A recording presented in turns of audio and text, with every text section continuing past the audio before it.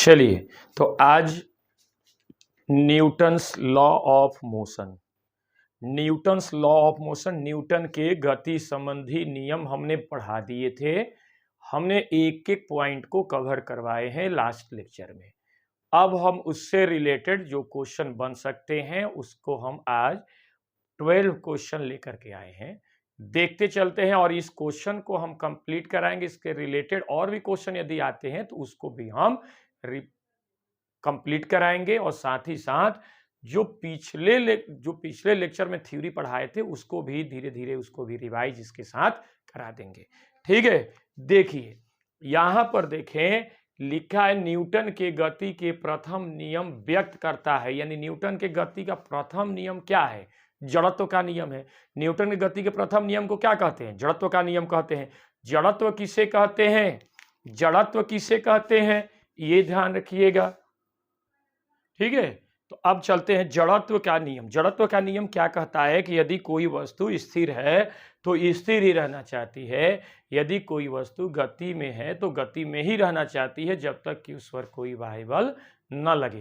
तो इसका पूरा का कंक्लूजन क्या है कि प्रत्येक द्रव्यमान युक्त पिंड के पास यह गुण होता है कि वह अपने अवस्था में परिवर्तन का विरोध करे, जिसको हम क्या कहते हैं? जड़त्व कहते हैं। और जड़त्व कितने प्रकार के होते हैं? 3 प्रकार के। गति का जड़त्व, विराम का जड़त्व और दिशा का जड़त्व।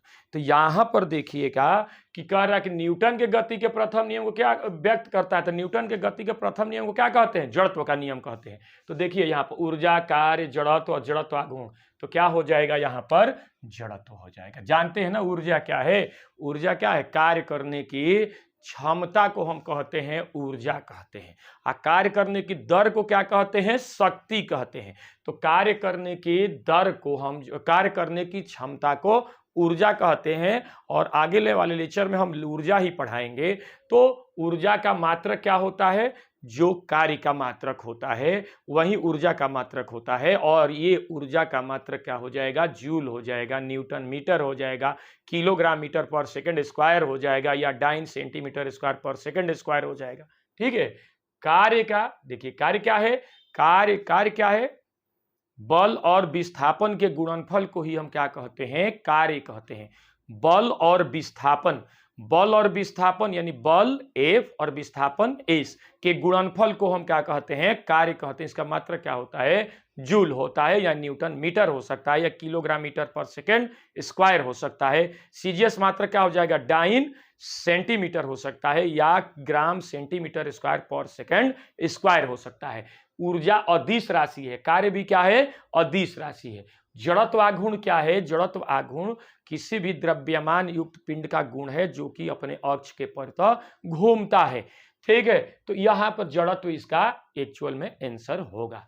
ठीक है, आ जाइएगा, हम बात कर रहे हैं दूसरे नंबर क्वेश्चन का। कह रहा है कि बल का मात्रक। बल क्या है?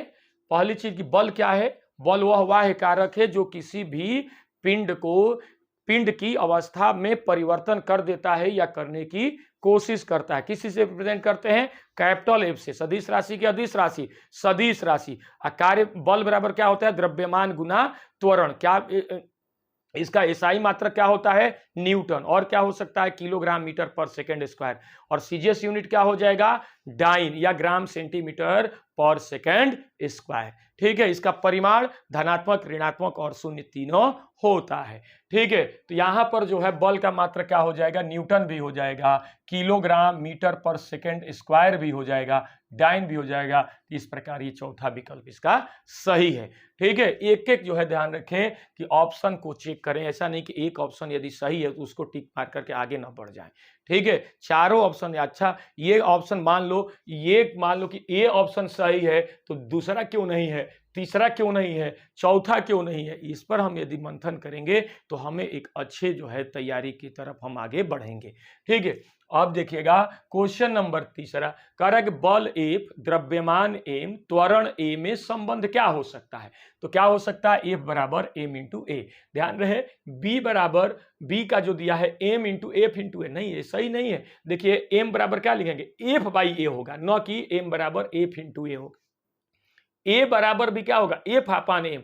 ए बराबर एफ इंटू एम दिया गया है जो कि गलत है। एफ बराबर ए बाई एम, तो एफ बराबर ए बाई एम नहीं होता, एफ बराबर एम इंटू ए, यानी बल क्या है, द्रव्यमान और त्वरण के गुणनफल होता है। ठीक है, क्लियर। और बल का एक और परिभाषा हमने बताया था, किसके रिस्पेक्ट में, संवेग के रिस्पेक्ट में। तो संवेग परिवर्तन की दर को क्या कहते हैं, बल कहते हैं। संवेग परिवर्तन की दर को बल कहते हैं। एफ बराबर क्या होता है, डेल्टा पी अपान टी। डेल्टा पी क्या है, संवेग में परिवर्तन है, टी तो जानते हैं समयांतराल है। ठीक है, आ जाइए, संवेग का मात्रक। संवेग का मात्रक क्या हो जाएगा, संवेग किसे कहते हैं, संवेग को कहते हैं द्रव्यमान और वेग के गुणनफल को हम संवेग कहते हैं। द्रव्यमान और गुणा वेग के गुणनफल को हम संवेग कहते हैं। किसी से प्रदर्शित करते हैं, स्मॉल पी से, है ना, स्मॉल पी से बाबू, है ना, स्मॉल पी से प्रदर्शित करते हैं। और स्मॉल पी के ऊपर देखिए तीर लगा है, तीर क्या बतला रहा है कि यह एक सदिश राशि है। ठीक है, अब जो है ध्यान रखिएगा, संवेग जो है किसका गुण होता है, किसी गतिशील द्रव्यमान युक्त पिंड का। गतिशील क्यों कहा, क्योंकि यदि गतिशील नहीं होगा, यदि रेस्ट में होगा, रुका हुआ होगा, तो उसका संवेग क्या होगा, शून्य होगा। तो इसलिए हम कहें कि संवेग किसी द्रव्यमान युक्त गतिशील पिंड का गुण होता है। इसका मात्रक क्या हो जाएगा, द्रव्यमान का मात्रक क्या होगा, किलोग्राम। अब वेग का मात्रक क्या होगा, मीटर पर सेकंड। तो मल्टीप्लाई कर दें तो क्या हो जाएगा, किलोग्राम मीटर पर सेकंड। तो किलोग्राम मीटर पर सेकंड, हाई मीटर पर सेकंड नहीं, क्यों, क्योंकि मीटर पर सेकंड किसका मात्रक होता है, वेग का होता है। जूल किसका मात्रक होता है, कार्य का या ऊर्जा का मात्रक होता है। न्यूटन मीटर किसका मात्रक होता है, वही कार्य या ऊर्जा का मात्रक होता है। ठीक है, तो इस तरह से बी विकल्प जो है सही माना होगा।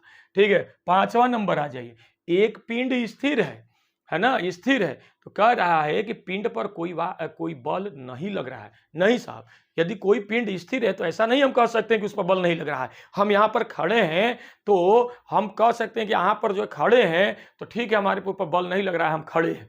लेकिन ऐसा नहीं है कि दूसरा कोई बॉडी यदि स्थिर है तो ऐसा नहीं कह सकते वो उस पर बल नहीं लग रहा। हाँ, ये कहिए कि उतना बल नहीं लग रहा है जिसके कारण वह गतिशील हो सके। यदि उतना बल लग जाएगा तो क्या होगा, वो गतिशील हो जाएगा। तो यहाँ पर ये विकल्प कंप्लीटली जो है सही नहीं है।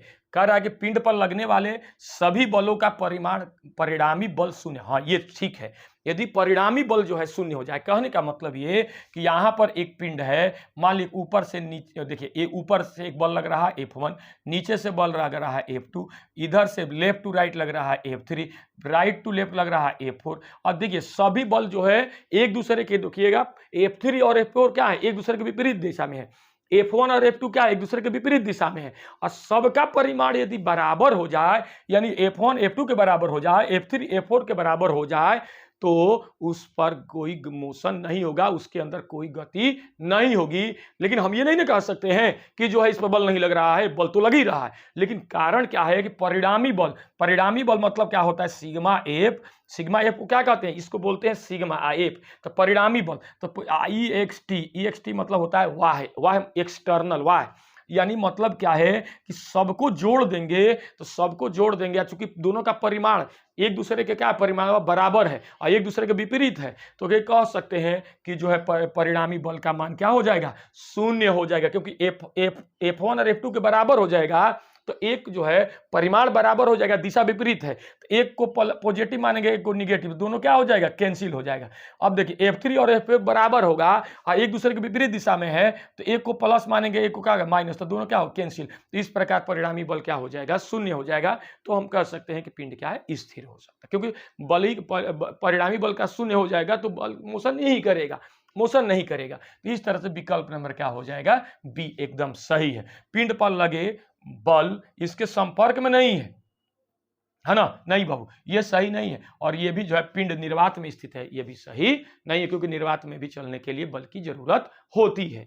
ठीक है, ओके, चलते हैं 6 नंबर क्वेश्चन। विभिन्न वस्तुओं पर बराबर बल लगाए जाते हैं, वस्तुओं में उत्पन्न त्वरण विभिन्न वस्तुओं में। तो विकल्प नंबर क्या हो रहा है कि वस्तुओं के द्रव्यमानों के अनुक्रमानुपाती, वस्तुओं के द्रव्यमान है ना, वस्तुओं के द्रव्यमान के व्युत्क्रमानुपाती होंगे, है ना, वस्तुओं के द्रव्यमानों पर निर्भर नहीं करेंगे और निश्चित होंगे। बाबू सुनो, यहाँ पर विभिन्न वस्तुओं पर बराबर बल लग रहे हैं। तो देखो यहाँ पर विभिन्न वस्तुओं को रहा है, मान लो कि एक वस्तु ये है जिसका मास क्या है m1 और एक वस्तु है जिसका मास क्या है m2। इस पर बल लग रहे हैं F1, इस पर बल लग रहे हैं F2। ठीक है, ये एक दो अलग अलग पिंड है, एक का द्रव्यमान m1 है, एक का द्रव्यमान m2 है। एक पर F1 और एक पर क्या लग रहा है, जो है F2 लग रहा है। विभिन्न वस्तु बराबर बल लग रहे हैं, तो यहां पर क्या हो जाएगा, F1 बराबर क्या हो जाएगा, F2। ठीक है कि नहीं? तो बल बराबर है, तो देखो यहां पर F1 को क्या लिखेंगे, m1 इंटू A1 और इसका क्या रहेंगे, m2 इंटू A2। अब क्या कह रहा है, थोड़ा ध्यान दो कि कह रहा है कि विभिन्न वस्तुओं पर बराबर बल लगाए जाते हैं, वस्तुओं में उत्पन्न त्वरण। तो देखो दोनों m1, तो ये क्या हो जाएगा, देखो m1 अपान m2 बराबर हो जाएगा a2 अपान a1, है ना। देखो m2 को नीचे लाएंगे m1 के नीचे, तो m1 अपन क्या हो जाएगा, m2 हो जाएगा। a1 को a2 के नीचे ले जाएंगे तो m1 अपान m2 बराबर a2 अपान a1। तो इससे जो है क्या रिलेशन निकल कर आएगा, एम इनवर्सली प्रोपोर्शनल टू ए, यानी द्रव्यमान जो है इनवर्सली मतलब होता है व्युत्क्रमानुपाती, त्वरण के व्युत्क्रमानुपाती। व्युत्क्रम मतलब उल्टा, यदि त्वरण बढ़ेगा तो मास क्या, द्रव्यमान बढ़ेगा, त्वरण क्या होगा, घटेगा, इस तरह से। तो ये क्या है, वस्तुओं के द्रव्यमान के व्युत्क्रमानुपाती, वस्तुओं के द्रव्यमान के व्युत्क्रमानुपाती। यही रिलेशन जो है, यही ऑप्शन जो है सही होगा। वस्तुओं के द्रव्यमान के जो है ये विकल्प जो है सही मान्य नहीं होगा। ठीक है, क्लियर ना, ये समझे कि नहीं कैसे आया, एम व्युत्क्रमानुपाती ए। अच्छा ऐसे भी लिख सकते हैं, एम अनुक्रमानुपाती 1/a। ठीक है ना। 7 नंबर क्वेश्चन कह रहा है कि निम्न कण एक ही वेग से गतिमान है, अधिकतम संवेग किसका होगा, है ना। तो ध्यान दीजिएगा कि अधिकतम संवेग, तो संवेग बराबर होता है द्रव्यमान गुना वेग, है ना। निम्न कण जो है क्या है, एक ही वेग से गतिमान है। तो सब देखो वेग क्या है, वेग क्या है, नियत है साहब, है ना। वेग क्या है, नियत है। तो वेग नियत है बाबू, तो ध्यान दीजिएगा P अनुक्रमानुपाती क्या हो जाएगा, m। ये ध्यान दीजिएगा, रिलेशन ये तभी आएगा जब इसमें से कोई एक राशि जो है नियत रहेगी। तो कह रहा है कि एक ही वेग से, तो जो है निम्न कण जो है, विभिन्न कण दिए हैं, अल्फा कण, बीटा कण, प्रोटॉन और न्यूट्रॉन।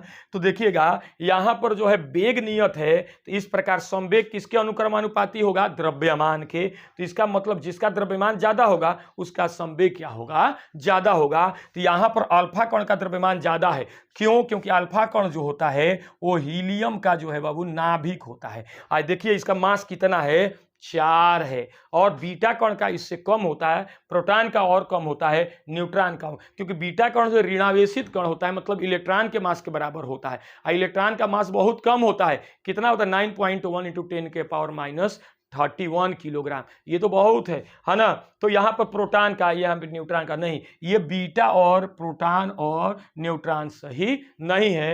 अल्फा कण का मास जो है, चारों में अल्फा कण का द्रव्यमान ज्यादा है, तो इस प्रकार हम कह सकते हैं कि इसका संवेग भी क्या होगा, ज्यादा होगा। क्यों, संवेग अनुक्रमानुपाती क्या होता है, वेग के।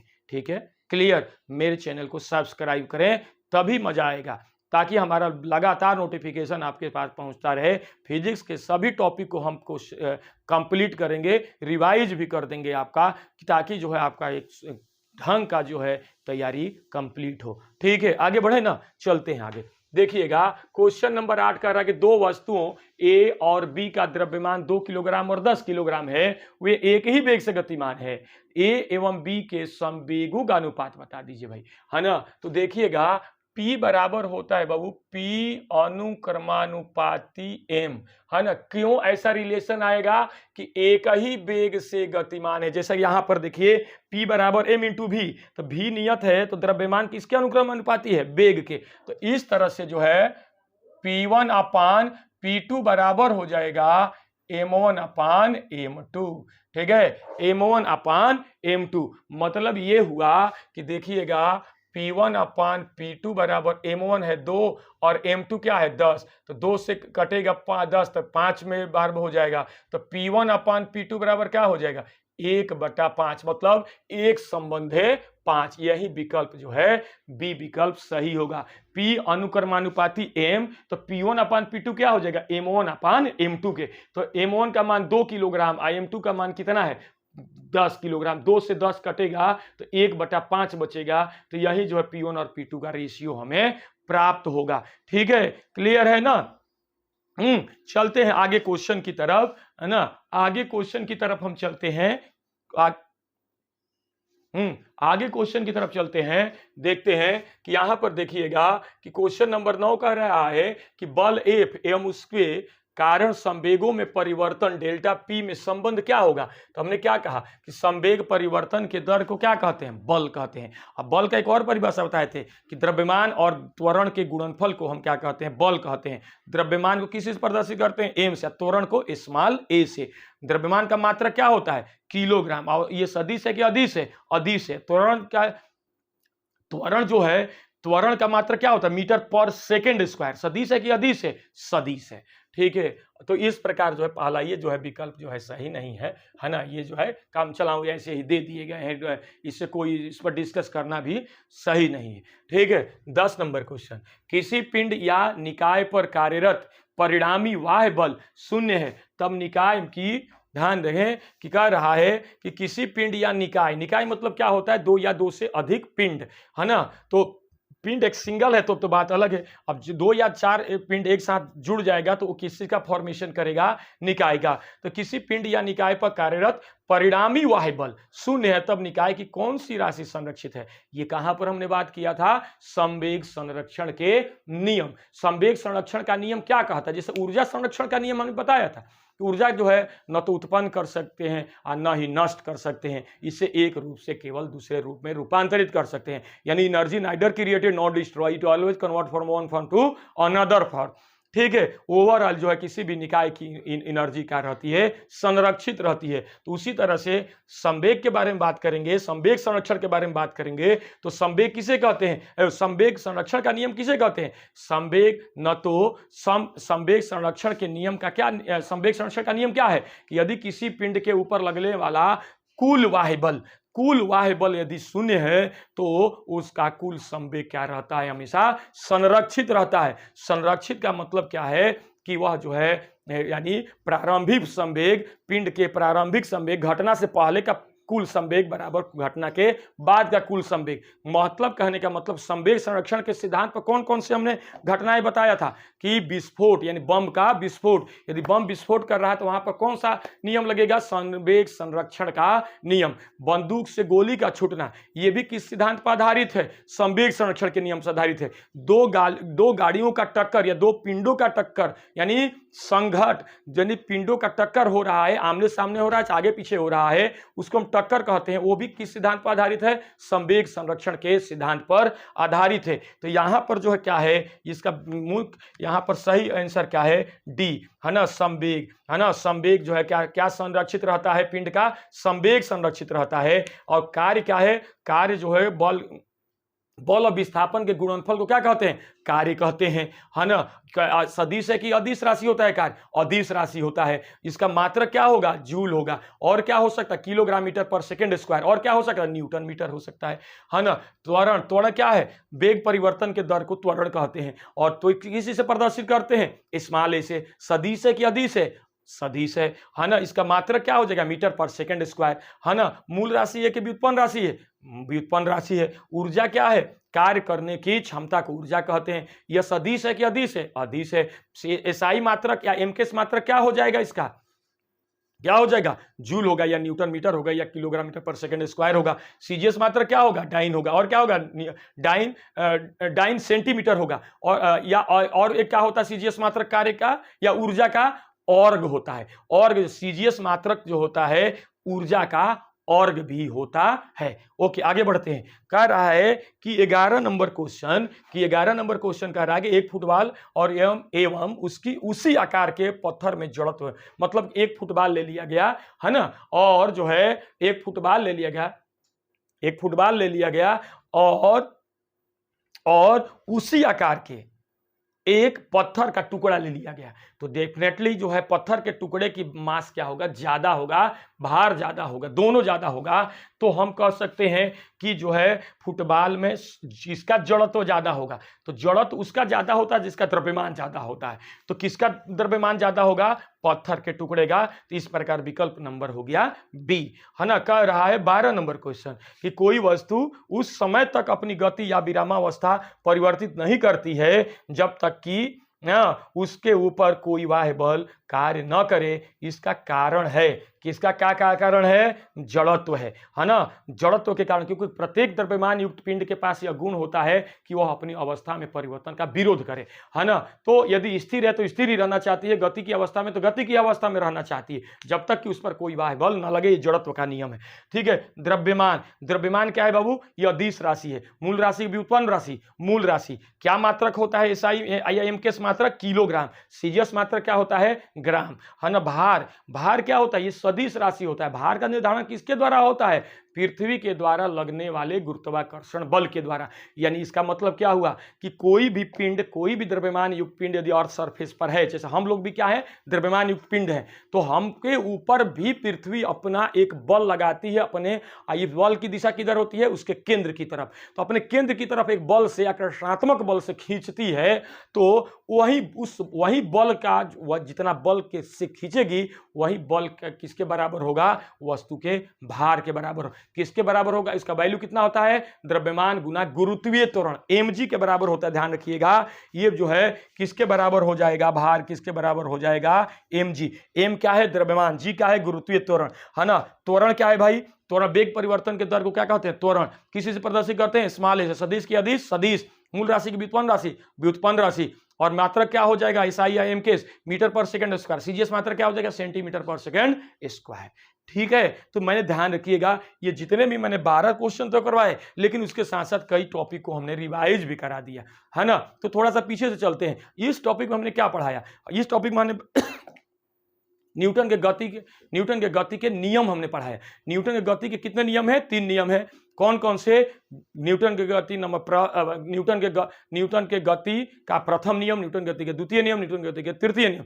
न्यूटन के गति के प्रथम नियम क्या कहते हैं, जड़त्व का नियम। कितने प्रकार, जड़त्व का नियम कितने प्रकार का होता है, 3 प्रकार का, विराम का जड़त्व, गति का जड़त्व और दिशा का जड़त्व। विराम का जड़त्व क्या कहता है कि जब कोई वस्तु विराम में है तो विराम में ही रहना चाहती है, जब तक कि उस पर कोई बाह्य बल कार्य न करे। ये डिफिनीशन इंपॉर्टेंट नहीं है, इसका एग्जाम्पल इंपॉर्टेंट है। एग्जाम्पल क्या है, विराम के जड़त्व में क्या है, कोई वस्तु, कोई व्यक्ति जो है, कोई पैसेंजर यदि बस में बैठा है और रुकी बस में बैठा हुआ है और बस अचानक स्टार्ट हो जाए, तो होगा क्या कि पैसेंजर किधर गिरेगा, आगे के पीछे, पीछे की तरफ, ये पूछा जाएगा। दूसरा, यदि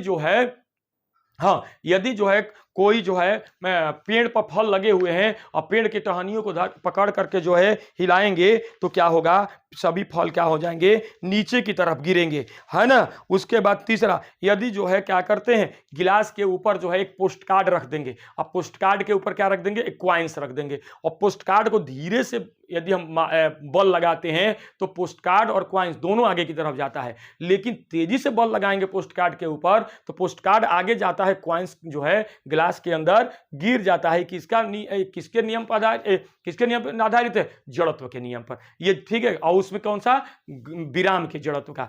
जो है ठंडी के दिनों में कंबल को या रजाई को डंडे से पीटा जाता है, धुनाया जाता है, रजाई को धुना जाता है, क्योंकि उसके अंदर जो धूल के कण हैं वो बाहर निकल जाए।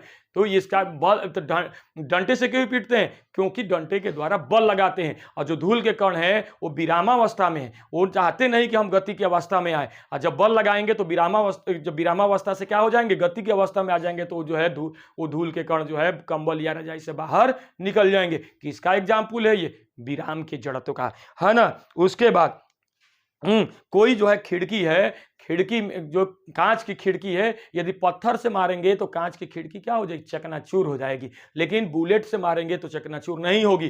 कारण क्या, विराम का जड़त्व, यहां पर भी विराम का जड़त्व ही लागू होता है। ठीक है, अब हम चलते हैं दूसरी तरफ, जो है गति का जड़त्व। गति का जड़त्व क्या कहता है कि यदि कोई वस्तु जो है गति की अवस्था में हो तो गति की अवस्था में रहना चाहती है जब तक कि उस पर कोई वायुबल कार्य न करे। इसका एग्जाम्पल क्या है भाई, इसका एग्जाम्पल है कि यदि कोई जो है, यदि कोई पैसेंजर चलती बस में बैठा है, अचानक जो है बस रुक जाए तो पैसेंजर किधर गिरेगा, आगे की तरफ। ये पूछा जाएगा, डेफिनेशन नहीं पूछा जाएगा कि जो पैसेंजर आगे की तरफ गिरेगा कि पीछे की तरफ। जब चलती बस है और चलती बस अचानक रुकती है तो पैसेंजर आगे की तरफ गिरते हैं, और जब चलती बस है और जो है रुकी हुई बस है अचानक चल जाए तो किधर गिरती है, पैसेंजर किधर गिरता है, पीछे की तरफ।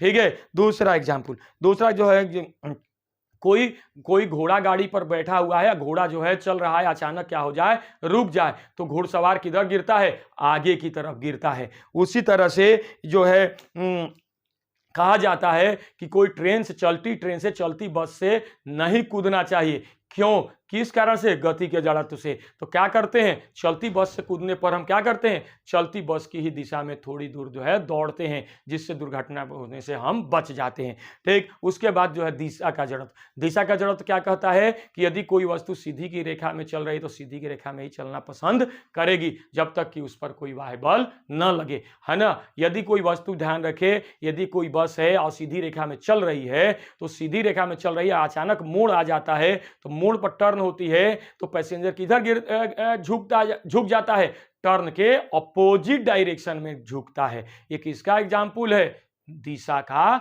जड़त्व का। यदि कोई साइकिल सवार साइकिल चला रहा है और बरसात के दिनों में कीचड़ से भरे रास्तों पे होकर जाता है और उस साइकिल के मड, पीछे वाले चक्के के ऊपर मडगार्ड नहीं लगा है, तो यदि किसी कारण से यदि जो है उस चक्के में मड लग जाता है, कीचड़ लग जाता है, तो वह मड जो है जब चक्के के अपर पोर्शन पर आता है, अपर सरफेस पर आता है, तो अचानक जो है उस चक्के के गति के टैंजेंशियली यानी स्पर्श रेखीय वेग से आगे की तरफ बढ़ता है।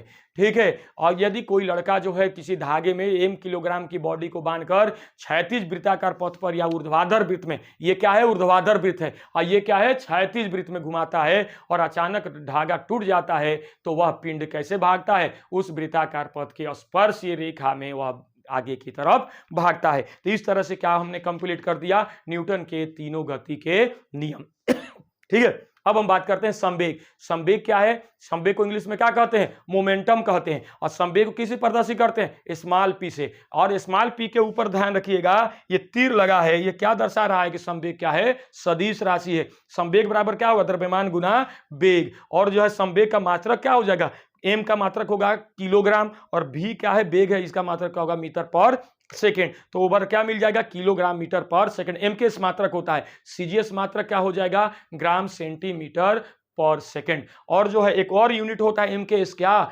संवेग का, न्यूटन सेकेंड। ये याद रखिएगा, न्यूटन सेकेंड भी संवेग का मात्रक होता है ना।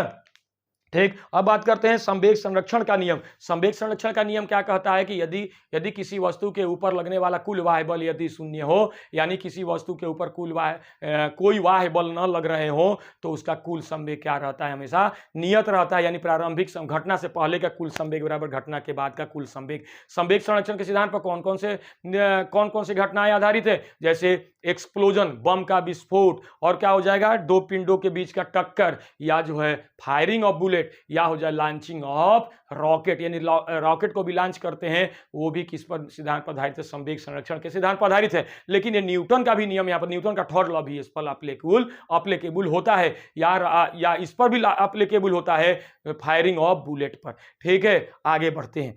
ठीक है, संवेग बराबर द्रव्यमान गुना वेग। और संवेग के जो है, हाँ एक और बात ध्यान दीजिएगा कि अच्छा, न्यूटन के गति के हम प्रथम नियम केवल पढ़ाए हैं, और जो अब आगे बढ़ते हैं हम न्यूटन के संवेग संरक्षण का नियम हमने कंप्लीट कर दिया।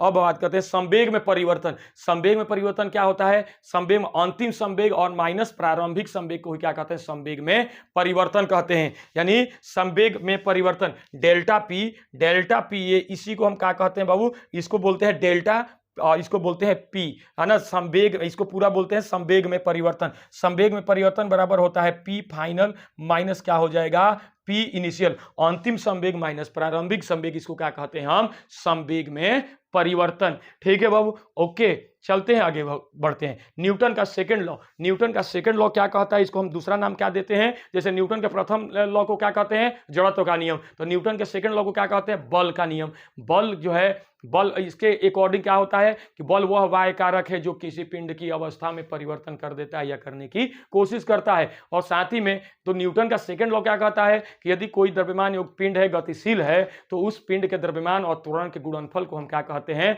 बल कहते हैं, है ना। पिंड के द्रव्यमान और त्वरण के गुणनफल को क्या कहते हैं, बल कहते हैं। मतलब F बराबर क्या हो जाएगा, m इंटू ए, एफ कैपिटल एफ जो है किससे रिप्रेजेंट, ये जो देखिएगा ये कैपिटल एफ और उसके ऊपर तीर लगा है, इसका मतलब क्या होगा कि कैपिटल एफ बल क्या है, सदिश राशि है, और बल बराबर होता है द्रव्यमान गुना त्वरण। ठीक है, इसका मात्रक क्या हो जाएगा, न्यूटन हो जाएगा, और क्या हो जाएगा, किलोग्राम मीटर पर सेकेंड स्क्वायर। ये एम के मात्रक है, सीजीएस मात्रक क्या हो जाएगा, डाइन, और क्या हो सकता है, ग्राम सेंटीमीटर पर सेकेंड स्क्वायर हो जाएगा। और यदि संवेग में, यदि संवेग के रिस्पेक्ट में यदि बल का परिभाषा लिखें तो क्या हो जाएगा, संवेग परिवर्तन के दर को क्या कहते हैं, संवेग परिवर्तन में दर को क्या कहते हैं, बल कहते हैं। ओके बाबू, चलते हैं आगे की तरफ, है ना। न्यूटन के सेकंड लॉ कंप्लीट होता है। न्यूटन के सेकंड लॉ के बाद हम बात करते हैं न्यूटन के सेकंड लॉ के बारे में, न्यूटन के गति विषयक द्वितीय नियम के बारे में हम बात करते हैं। आगे बात करते हैं आवेग के। आवेग क्या होता है, बल और समयांतराल,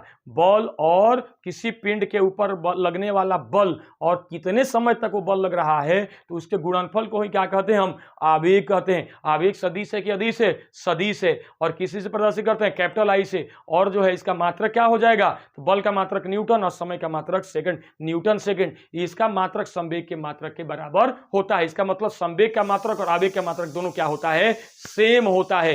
ठीक है, ओके आगे बढ़ते हैं। ठीक है, चलते हैं आगे। हाँ, अब जो है दैनिक जीवन में जो है संवेग जो है, ध्यान रखिएगा, संवेग का जो है या संवेग या आवेग का दैनिक जीवन में क्या उपयोग है, तो ध्यान रखिएगा कि जैसे जो है कोई क्रिकेटर जो है, क्रिकेटर जब क्रिकेटर जो कैच लेता है तो अपने हाथों को क्या करता है, पीछे की तरफ खींचता है। क्यों खींचता है, कि उसका मुख्य कारण क्या है, देखिएगा P equal to delta P upon T, यानी हाथ खींचेगा तो ये समय जो होगा, यानी हाथ से टकराने, हथेली से टकराने में लिया गया समय, हथेली से टकराने में लिया गया समय को क्या कर देता है, हाथ को खींचते है, हाथ को खींचता है तो हथेली से टकराने के लिया गया समय को बढ़ा देता है। तो समय बढ़ेगा तो इफेक्टिव फोर्स का वैल्यू क्या हो जाएगा, कम हो जाएगा। तो इफेक्टिव फोर्स को कम करने के लिए ही यह हाथ को पीछे की तरफ खींचता है। उसी तरह से गाड़ियों के अंदर सॉकर लगे रहते हैं जो कि राउंडिंग होते हैं। ये सॉकर किस लिए राउंडिंग लगाए जाते हैं, क्योंकि यदि कहीं जो है कहीं पर जो है जर्किंग है, तो जर्किंग की स्थिति में जो जर्क है, एक जर्क क्या है, फोर्स है, तो फोर्स का प्रभाव उस जो ड्राइवर है, ड्राइवर के ऊपर न पड़े या बहुत कम हो जाए, यानी मिनिमाइज हो जाए। तो उस मिनिमाइज करने के लिए हम क्या करते हैं कि उसका जो है सॉकर का जो है, सॉकर को जो हम क्या करते हैं, राउंडिंग कर देते हैं। राउंडिंग करने से वो जो बल का मान होगा वो ज़्यादा हो जाएगा। अब बल का मान ज़्यादा हो जाएगा तो इस तरह से इफेक्टिव फोर्स का वैल्यू क्या हो जाएगा, कम हो जाएगा। उसी तरह से कहा जाता है कि बताएं कि यदि एक फर्श पर कोई व्यक्ति कूदता है तो उस पर ज़्यादा फोर्स लगती है, उस पर ज़्यादा चोट लगता है, लेकिन यदि गद्दे के ऊपर कूदता है तो उसको कम चोट लगता है। ऐसा क्यों, क्योंकि गद्दे के ऊपर कूदेगा तो ये समय क्या हो जाएगा, निचले सरफेस से जब पैर के टकराने का लिया गया समय क्या होगा, बढ़ जाएगा, तो उसके तलुए के ऊपर लगने वाले फोर्स का मान क्या हो जाएगा, रिड्यूस हो जाएगा। और यदि फर्श के ऊपर कूदेगा तो ये वैल्यू जो है लिया गया समय जो है अधिक नहीं हो पाएगा, यानी कम रहेगा, तो इफेक्टिव फोर्स का मान भी ज़्यादा होगा। तो इस स्थिति में जो है उसके पैर पर चोट लगने की संभावना ज़्यादा रहेगी। ठीक है, इस प्रकार जो है हम देखते हैं। अब हम आगे बढ़ते हैं न्यूटन के गति के तृतीय नियम। न्यूटन के गति के तृतीय नियम क्या है, क्रिया प्रतिक्रिया का नियम। जानते हैं न्यूटन के गति के प्रथम नियम को क्या कहते हैं, जड़त्व का नियम। द्वितीय नियम क्या कहते हैं, बल का नियम। और तृतीय नियम क्या कहते हैं, क्रिया प्रतिक्रिया का नियम। क्रिया प्रतिक्रिया का नियम क्या कहता है, every action have equal and opposite reaction, यानी प्रत्येक क्रिया के बराबर और विपरीत दिशा में प्रतिक्रिया होती है। यदि हम किसी के ऊपर, और ये क्रिया प्रतिक्रिया का नियम तभी लागू होगा जब जो है कितने वस्तु का होगा, दो वस्तु होगी, कम से कम दो वस्तु होगी, तभी जो है क्रिया प्रतिक्रिया का नियम लागू होगा। ठीक है, तो ये जो है ध्यान दीजिएगा, यदि किसी पिंड के ऊपर यदि हम 2 न्यूटन का फोर्स लगा रहे हैं तो दूसरा बॉडी भी हमारे ऊपर विपरीत दिशा में 2 न्यूटन का फोर्स लगाएगी। ठीक है, तो इस प्रकार क्रिया प्रतिक्रिया का नियम जो है खत्म हुआ, यानी न्यूटन का थर्ड लॉ भी समाप्त हुआ। न्यूटन का थर्ड लॉ का जो है दैनिक जीवन में क्या उपयोग है, जैसे हम लोग फर्श पर चल रहे हैं, तो फर्श पर चल रहे हैं तो उस स्थिति में जो है क्रिया प्रतिक्रिया का नियम लागू हो रहा है। कैसे, हमारा भार जो है क्या कर रहा है, हम अपने भार बल के द्वारा पृथ्वी अर्थ सरफेस को क्या कर रहे हैं, दबा रहे हैं, तो अर्थ सरफेस भी हमारे ऊपर प्रतिक्रिया स्वरूप एक बल लगाती है, जिसके कारण हम क्या होते हैं, आगे की तरफ चलते हैं। एक मनुष्य जो है, कोई लड़का जो है पानी में तैर रहा है, तो तैरते या तैराक जो है पानी में तैर रहा है, तो वहां पर भी क्रिया प्रतिक्रिया का नियम लागू होता है। कैसे, जो तैराक क्या करता है, पानी को पीछे की तरफ खींचता है, तो वो कौन सा बल है, क्रिया बल। अब प्रतिक्रिया बल के कारण हमारा बॉडी क्या होता है, आगे की तरफ जाता है। ठीक है, आगे बढ़ते हैं। नाव से जो है कोई जो है नाविक जो है या कोई व्यक्ति जो है, कोई लड़का नाव जो नदी के किनारे खड़ी है और अचानक कूदता है नाव से, तो क्या होता है, अपने पैरों के द्वारा क्रिया बल लगाता है, तो प्रतिक्रिया स्वरूप उसका बॉडी आगे की तरफ जाता है। उसी तरह से जो है उसी तरह से फायरिंग ऑफ बुलेट, यदि किसी बंदूक से यदि गोली फायर किया जा रहा है, तो गोली जो है आगे बढ़ेगी तो क्रिया बल के द्वारा जाएगी और प्रतिक्रिया बल हमारे कंधे के ऊपर लगेगा जो फायर कर रहा है। तो इसके लिए नेक्स्ट जो है, कोई जो है जेट प्लेन यानी लॉन्चिंग ऑफ रॉकेट, लॉन्चिंग और रॉकेट भी किस पर बेस्ड है, न्यूटन के थर्ड लॉ पर बेस्ड है। ठीक है, यानी क्रिया प्रतिक्रिया पर ही बेस्ड है और रेखीय संवेग संरक्षण के सिद्धांत पर भी आधारित है। ठीक है, तो इस तरह से जो है आज का लेक्चर समाप्त होता है। हमारे चैनल को सब्सक्राइब करें, लाइक करें और कमेंट भी करें और शेयर भी करें, ताकि आपका नए नए नोटिफिकेशन आपके साथ पहुंचता रहे। ओके, आज की क्लास यहीं पर समाप्त होती है। Okay, thank you very much.